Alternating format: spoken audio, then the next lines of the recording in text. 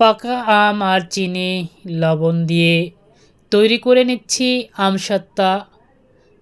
দেখে নিন ভিডিওটি শেষ পর্যন্ত কিভাবে আমসত্ত্বা বানালাম।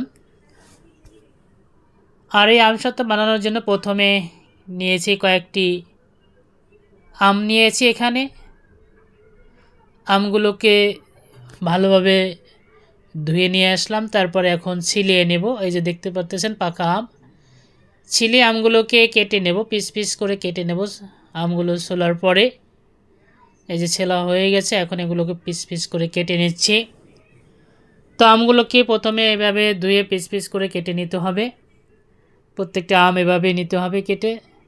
তো আমগুলো কেটে নিচ্ছি।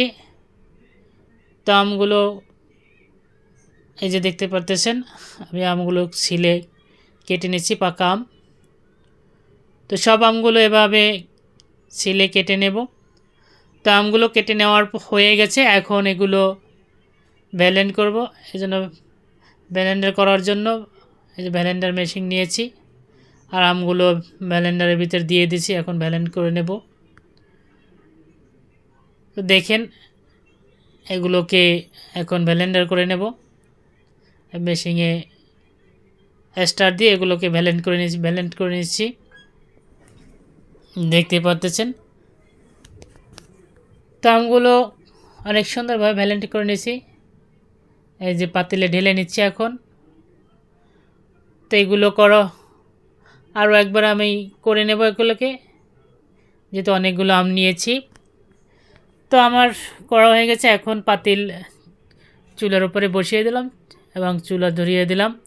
এখন এটাকে ভালোভাবে নেড়ে নিতে হবে যাতে আম লেগে না যায়, এই জন্য দিলাম চিনি দিয়ে দিলাম পরিমাণ মতন, আর এগুলো লবণ দিয়ে দিলাম একটু রং ফুড কালারের, এই যে দেখতে পাচ্ছেন ফুড কালার দিয়ে দিলাম।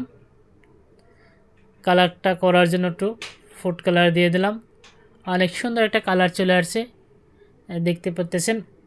এইভাবে যখন ঘন হয়ে যাবে তো বুঝতে হবে যে আমসত্ত্বার জন্য তৈরি হয়ে গেছে। কত সুন্দর কালার চলে আসছে, বলক আসছে।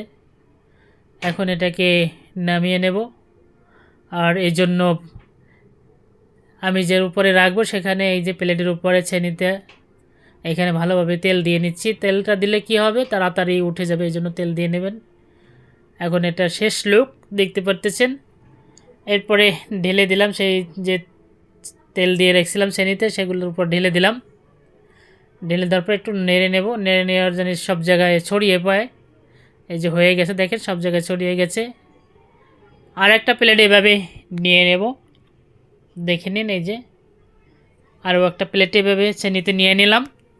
এখন এগুলো রোদে শুকাতে হবে, অথবা যদি রোদ না থাকে ফ্যানের নিচে এভাবে দেবেন। দেখেন আমার হয়ে গেছে, কিন্তু এগুলো রাখার পরে কত সুন্দরভাবে উঠে আসছে। আমি এটি 2-3 রেখে দিয়েছিলাম, রাখার পর দেখেন কত সুন্দরভাবে উল্টিয়ে আসছে, অনেক সুস্বাদু হয়েছে। এগুলো একটু কেটে নেব এখন, তাই চাকু দিয়ে কেটে নিচ্ছি। আপনারা কীভাবে আমসত্ত্বা বানান এই দেখেন কত সুন্দর হয়েছে। আমি একটু খেয়ে দেখব, খেতে অনেক সুস্বাদু হয়েছে। এটা কিন্তু মিষ্টি আমসত্ত্বা বানিয়েছি, একদম মিষ্টি। তো চাইলে এভাবে বানিয়ে নিতে পারেন। আর আপনারা কীভাবে আমসত্ত্বা তৈরি করেন জানাবেন। আলহামদুলিল্লাহ অনেক সুস্বাদু হয়েছে।